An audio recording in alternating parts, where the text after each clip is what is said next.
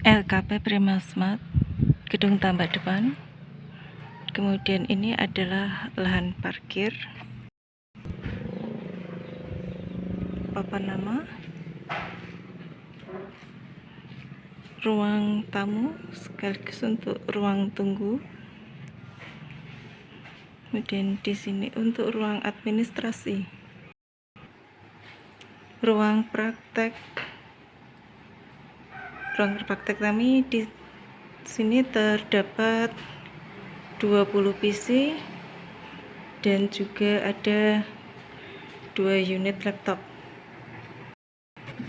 Kemudian di sini kami gunakan untuk ruang teori, di mana di sini bisa memuat 12 peserta. Kemudian ini adalah toilet kami.